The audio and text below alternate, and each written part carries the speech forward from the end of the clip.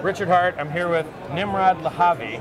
He is usually in Israel. Yep. And sometimes when you meet people in Israel, their names are a little bit harder to pronounce, right? Nimrod and I first met at, I think, my first Bitcoin conference that I ever went to, which I thought was 2013, but he thinks it's 2014. Yeah, it was 20. I think it was I would take his memory probably over mine. And so it was in Amsterdam. And, you know, Adam Back was there, I think, and the guy that wrote the ASIC boost algorithm was there. Yeah, and Jeremy Allery launched Circle on stage, and everybody was there. BitPay were there. I think I met you at a conference before that one. There was another conference. In the church. It was 2013. Yeah, 2013. Right. Yeah. Right, that was the second time we met. That's a small one. Yeah, that was tiny. I mean, it was like the size of this media room. 100 people. Yeah, yeah. And then, like, the Funfair founder was there. And, yeah. Like, there was, like, it was interesting. It was 15 Israelis out of the 100 people. Yeah, yeah. Yeah. So, you know, back then everyone was looking about how can we get adoption, how can we integrate, how can we do these things, and he knew a lot of credit card processing stuff, risk management stuff, because you or people you worked with used to work at PayPal, right? My co-founders worked at PayPal. I just did shitloads of stuff. Tons of integrations. I started as a developer in '97, so I had to build a lot of shit myself, like payment stuff, fraud mitigation stuff, web stuff. Yep. So he now, I believe, runs. Are you CEO of Simplex? Yeah. Right. So he's CEO of what I think is the largest credit card processor for fiat into crypto. Yeah, absolutely. And I mean, so his clients would be exchanges, brokers, wallets, pretty much everybody except Coinbase for now, at least. Right. Binance. Try and talk loud if you can, because it's really loud here. Yeah, it is. Yeah. So currently we serve pretty much everybody in the market. We have 120 live integrations. Right. Working with Binance, OKX, Huobi, DigiFinix. You got everybody. Like there's nobody like pretty much everybody but Coinbase. Yeah, pretty much. Yeah. Well, you're gonna have to go to another industry because either you're gonna have to open your own exchange or no, we're never gonna do that. So we took a road which I think was less traveled by. Right. We decided very early on to be the fiat platform of the industry rather than try and hog a piece of the industry. Right. I think it's better for us as a company, but I also think it's better for the industry instead of trying to kind of segment the user base and try to see if I can hog some of them to my company. I'd rather save everyone and literally take care of adoption. I think that's still the biggest barrier for users to get into this world. It's getting in with money. It's fucking hard to buy, and it's even worse when you want to sell. Right. So this is what we're here for. Yeah, it's good. It's necessary. It's like you need to be able to actually buy the crypto and actually sell. I don't know if you ever sold. I've never sold any. I'm a big hodler. Good stuff. But I think that one of the barriers for getting in is the fact that you have no fucking clue how you're going to get out. Right, right. And so but it's interesting that you mentioned that because you guys are only on the ingress side. You're only on the purchase side. Right now. We've silently launched a kind of cash out to credit or debit card. But the bigger thing is that in 3 to 4 months we're going to start launching actual bank accounts for users. So users will be able to open an IBAN on their names. So it's IBAN is Europe? Yeah. Okay. But you can, I mean, you're able to. Do you want to disclose the jurisdiction, or are you keeping that proprietary?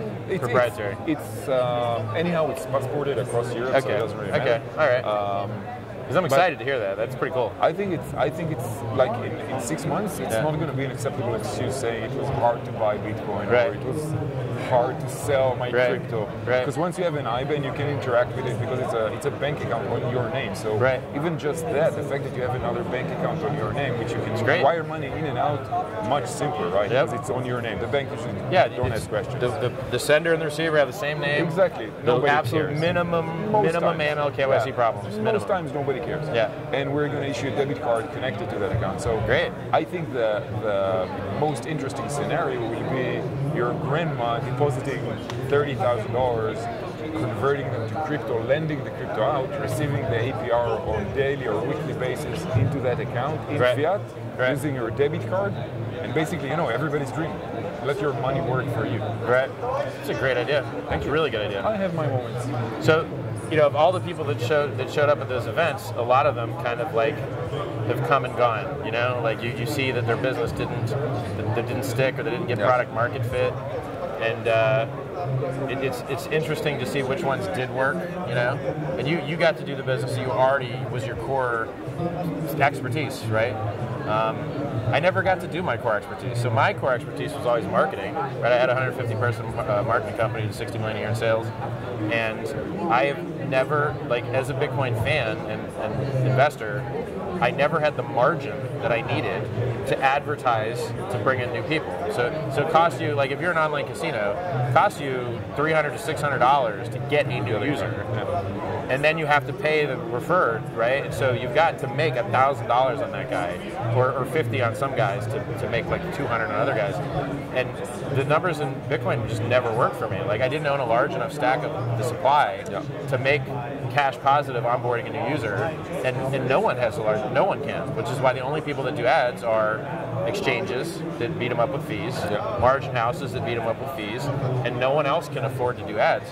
So I had to make my own currency, and that was my solution. Like now I've got a 20% referral program for Hex, and we give it for free to Bitcoin holders. So anyone that has their own keys can just sign, hey, I want to claim my Hex, and that's their proof. They mint their own coins. So like in Bitcoin, you mint your own coins when you solve a hard math problem, and then the network looks and says, yeah, your proof is legit, that you get to have those coins. So you mint them yourself, and the network lets you keep them. In our system, it's the same, except instead of doing a hard math problem, you're doing a hard math problem to roll your block, and you're proving that you had coins at the snapshot. And then we have another onboarding ramp that's very similar to how EOS did it, where you can transform Ethereum into Hex, and then, you know, the ratio that you do that at is always fair because it's set by the market. You know, you can't overpay because the market is setting the price.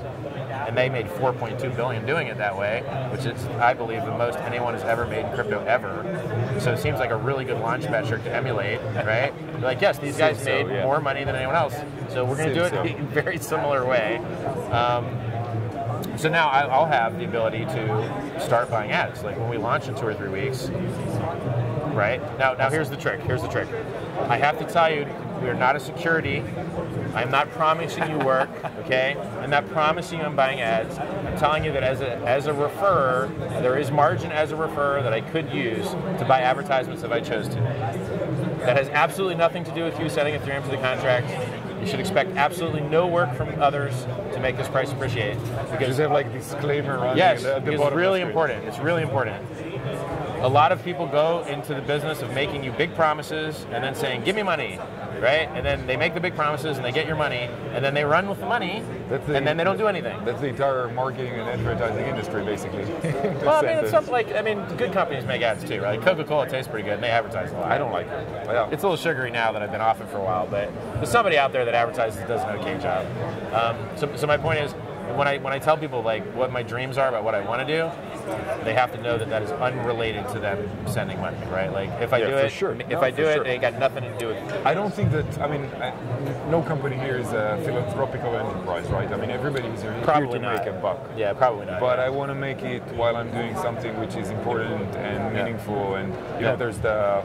I think in Ben Horowitz, the hard thing about the hard things is he mentions the 3 P.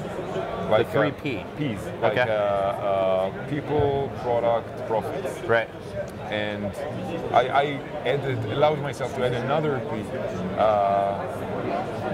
which I don't remember what it was, but excellent. The punchline. I forgot the punchline. That's my ADD. So people, product, profit. Yeah. So P. Basically, you need to kind of.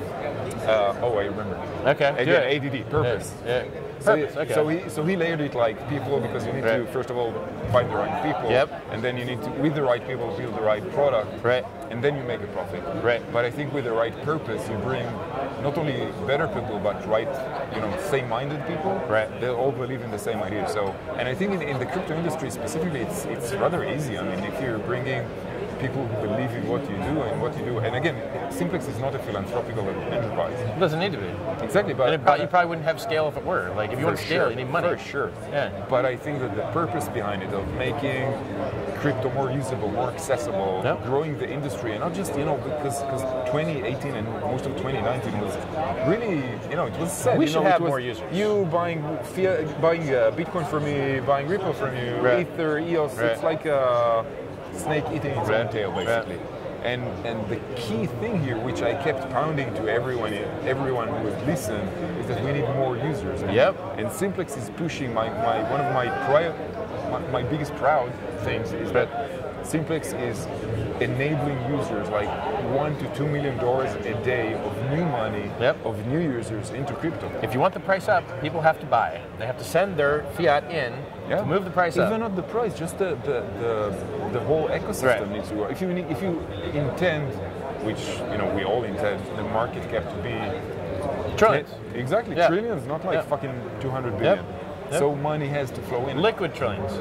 So right now it's 160 billion, but if you start to actually like sell into it, it's going to go to 80 billion really quick, right? Like it's about the liquidity. So my opinion is, I want maximum price appreciation, which is why I built this thing, and I want maximum liquidity so that you can actually receive the benefits of having that price appreciation. Like the founder of XRP was the richest guy in the world, but now he's not. Why? Because he didn't have liquidity, right? Like he couldn't dump as hard as he would have liked to. What's up, brother? Hey, man. So you need more users, and think about this. Market depth. If you want to make this system efficient and remove counterparties and remove delays and order books and bid-ask spreads and all these fees and all these things, everyone needs a wallet. Everyone needs a wallet with some crypto in it. If everyone has a wallet with some crypto in it, you would get rid of so many middlemen and so much friction and so much bullshit and AML KYC and all that nightmare. It would all go away. I don't think you'll ever get rid of AML KYC. First of all, because, and again, it's not on the fiat side, but on the crypto to crypto side, there is no AML KYC. As long as the on-ramps from fiat and to fiat and the off-ramp to fiat are legitimately handled, then yes, but currently, I mean, there are companies who are trying to compete with us that provide zero KYC as well. Like they allow to some amount of no KYC transactions, and that's insane. I mean, I could smurf the shit out of these platforms. So what do you mean by smurfing? Guns. Yes, I gotta explain what you mean by that. So smurfing means you create a bunch of smaller little dudes instead of having one big dude, and then they hide under the radar of the limits of the suspicious activity reports, the CSRs. So if you have like a limit of $150 per transaction, no KYC, so I just bring like a gazillion 50 guys. Stolen credit cards.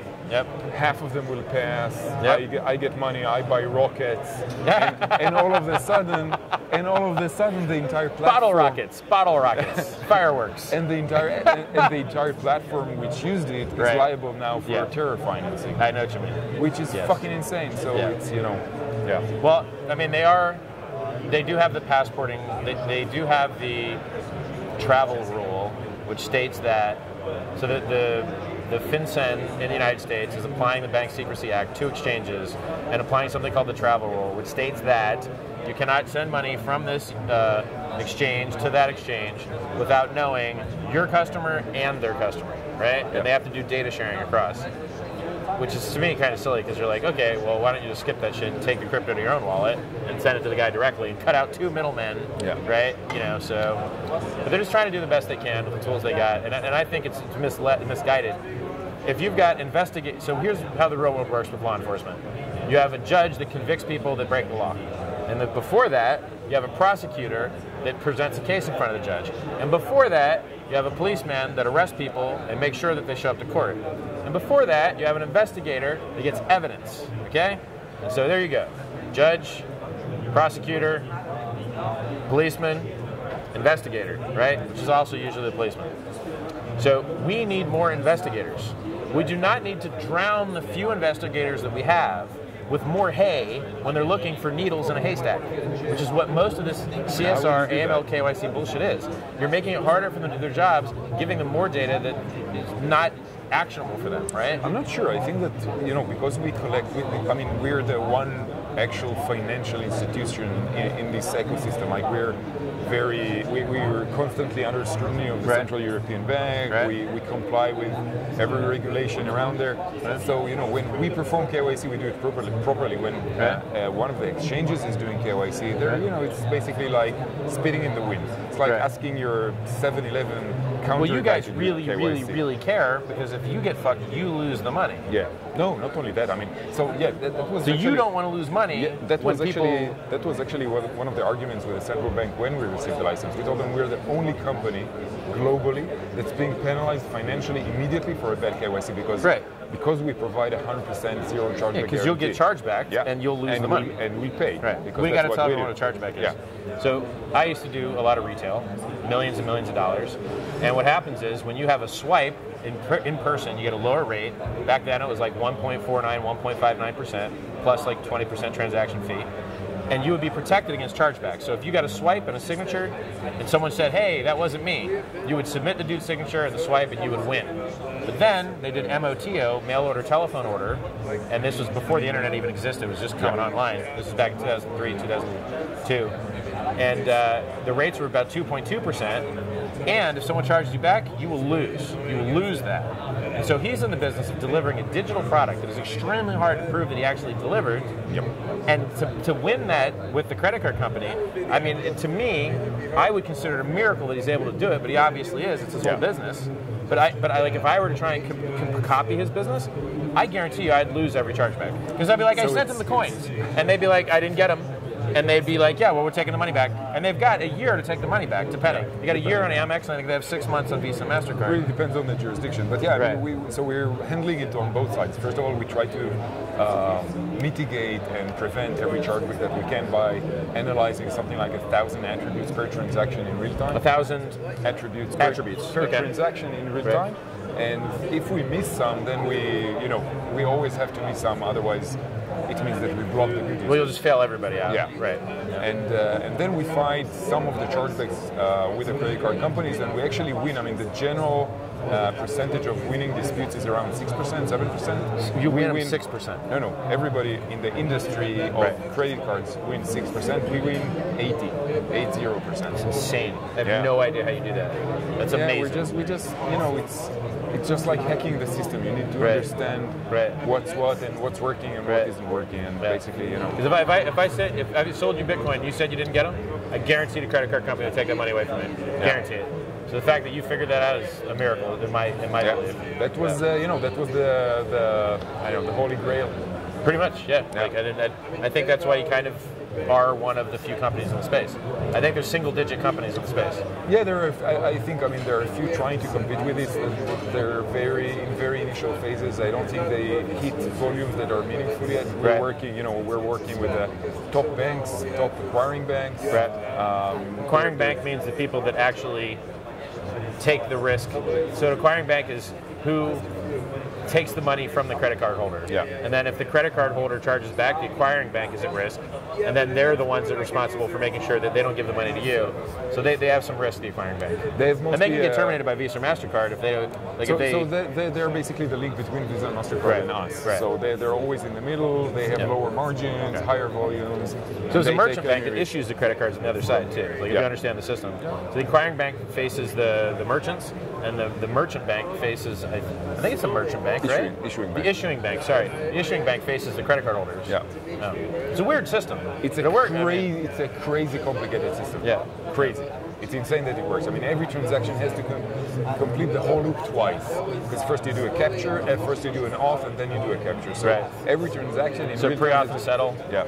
Right. You can. There's also, I think you can bang without pre-authing too. I think you can do a single. You can, but I mean, most of the information that you get, if you get a failed auth, it's also cost you money without any transaction. So it's just smarter to pre-auth settle. See, this is when you talk to most people in crypto, they do not know anything about actual commerce. They've never run a real business. They've never built millions of dollars. They've never dealt at scale with banks and seen the ins and outs of how things really work. And it's nice to work with someone that's sold millions and millions of dollars of stuff, like, and seen it, right? Like, there's exciting stories you could tell about these things, right? Oh, yes, man. I'm all scars, like, beneath this shirt. Everything is scars from the banks, the regulators, dude. It's like, so we're trying to be the kind of regulated layer, fiat layer, so nobody else has to deal with it. Right. Because it is a nightmare. It is. It is a nightmare. It is. I mean, processors just take your money and they don't give it to you. I've seen that shit a lot. A lot. And then the process is like, well, the bank didn't give it to me. Exactly. You're like, all right, well, I'm going to sue you. And then you're going to sue them. Good luck. And then we're all just going to pay the lawyers. Good luck with suing Visa. Right. Yeah, it's not going to work. Terrible. So what else should we talk about? So your business is great. You've got adoption. You're a leader in space. I think you actually are the forefront of your niche industry. I kind of explained my thing. Do you have questions about my thing? No, not that much. Okay. I think I'm a big believer in multiple coin economy. I think that everything is justified to issue it. Well, if you've never sold a Bitcoin, then I'm going to be giving you a lot of free coins. Seriously. Like, I mean, like, if you're in the top 4, you've got XRP was free. Anyone that gave their email address could have got it. I think that might be number 3 crypto, value market cap. I had shitloads and I sold it for like a cent. Oops. Right. Oops. Everyone's got some stories. Yeah. XLM was free for Bitcoin holders. BCH was free for Bitcoin holders. And then if you held your BCH, you also got BSV, which is free for Bitcoin holders, or was free for people that didn't sell their BCH. So that's 4 in the top 10 were free coins.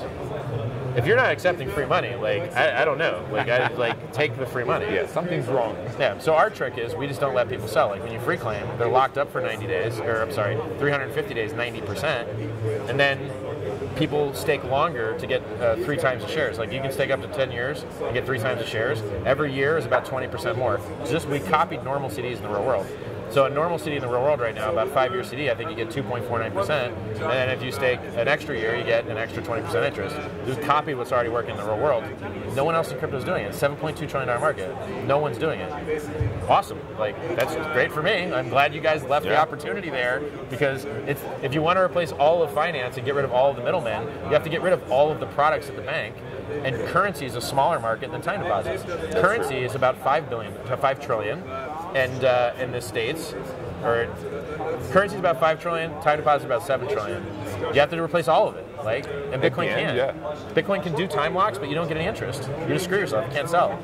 That's why I think that's why the lending ecosystem is developing very nicely. Even though I heard like from one of the providers that's working with us that they actually use the money for payday loans in Southeast Asia.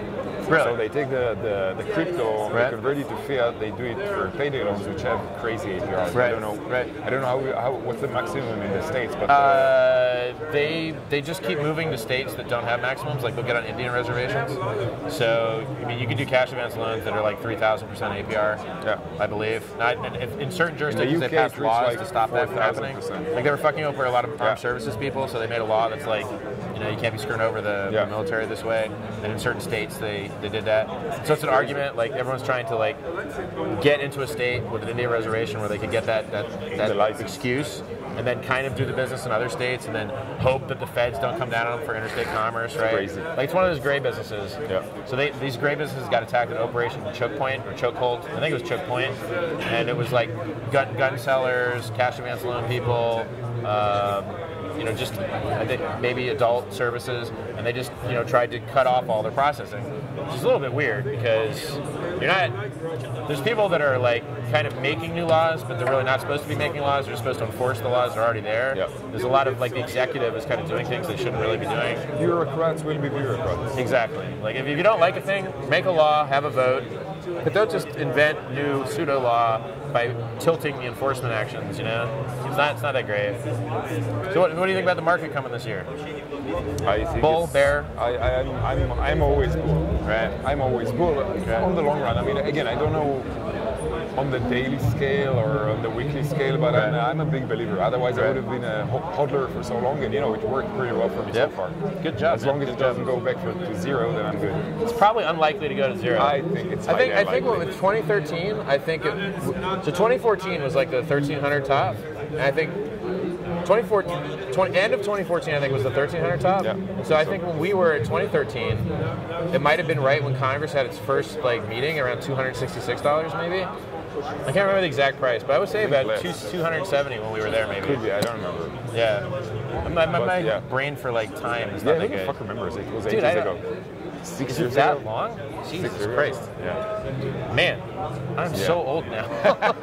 Dude, I'm so 45. Old. You look better than I do, and I'm 40. Like, man, you're looking good. I got to get on your diet. Thank you. So, want to talk about intermediate fasting? I hear it's fabulous. I love it. Works for me. So really you do well. it? Yeah.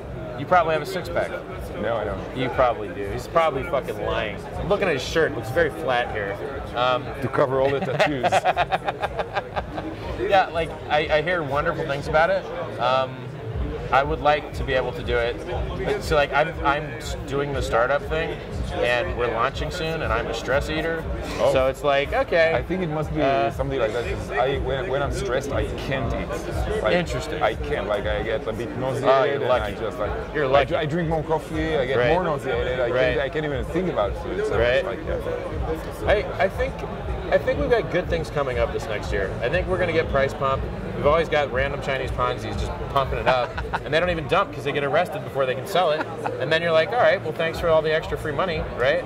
But I can't predict it. Like, I'm the last guy to know. Yeah. So now, I honestly believe in the lending ecosystem. Right. Once we have the accounts launched, again, if we don't screw up with how we market it and how we support the marketing of our partners, I think it could be a huge wave of non-crypto money getting into crypto. Just taking advantage of this imbalance between APR in crypto and APR in the banks. Yep, agree. Great arbitrage opportunity. That could be, I don't know, hundreds of billions of dollars flowing into the market just to receive like a positive APR. Yeah, wouldn't that be nice to get actual more money back than you lent out instead of less money back than you lent out? Exactly. Like, that would be very nice. What world is this? Making it democratizing this process. I'm thrilled with it. All right, I guess that's it. So, what should people go to your website? No, absolutely not. It's disgusting. It's under work right now. People should go and just buy crypto anywhere in the world. We're almost everywhere. I mean, if you're an American, try something other than Coinbase. Right. I mean, there's no use. Not that I have anything against them, but it's no use talking about decentralization if you're only going to go and do everything to do with crypto there. In one place, right? And never withdraw your coins. Exactly. Hilarious. Not your keys, not your coins, people. Exactly. So I'm Richard Hart, got 100,000 followers across YouTube and Twitter. I've got my own cryptocurrency coming out. We've got 3 audits, 2 security audits, 1 mathematics audit. It's free for Bitcoin holders. If you don't have Bitcoin, you can get into the adoption amplifier. It turns Ethereum into Hex. Every day there's 2 buckets, empty bucket and a bucket of Hex. If you're 10% of the ETH that goes into this bucket, you get 10% of the Hex. Next day, new buckets. If you're 20% of the ETH that goes in that day, you get 20% of the Hex. You do that for 350 days, and once that's all over, there's no more inflation. There's maximum 3.699% inflation, and we only give it to the stakers, so there's no externalities. We're not giving it to miners who are dumping the price to pollute the environment. If you're an average length, average size staker, there's no inflation for you because all the coins are just being given to you. So the only people in our system that are being diluted are the people that aren't staking. And well, if you don't want to tell the people about when you might be able to dump, and by staking and setting a date in the future, well, you should pay for that privilege, right? The first cryptocurrency in the world with a chart of future market supply. If Satoshi told you when he was going to dump, you wouldn't believe him. But in our system, you would, because you can see it in the contract when he is able to dump. There's a lot of really, really, really cool innovations. I think it's literally designed to be, I mean, I was there when I mined Bitcoin the first quarter in 2011. I bought very heavy. I helped make the $30K top, the $30 top back in 2011, and I held it. I know everything good in Bitcoin. I wanted to build something better, and I believe I've done that. And I think with time, we can use our onboarding and freemium. You used to be able to mine Bitcoin for free. Now you can't. Well, now we don't get hobbyist users onboarded anymore. Now people that are nerds that want to play with computers, they get into RVN or into Monero or into things that you can GPU mine, and then they eventually become buyers, and that's missing in Bitcoin. And now we can have it again in Hex. So go to hex.win, hex.win. I got a trading channel, price prediction channel, general crypto chat, all on Telegram. So t.me/strape or strape charts or Hex crypto or Sci-Vibe. I wrote a couple self-help books. That's it. It was really great having a meeting with you, man. Great seeing you, man.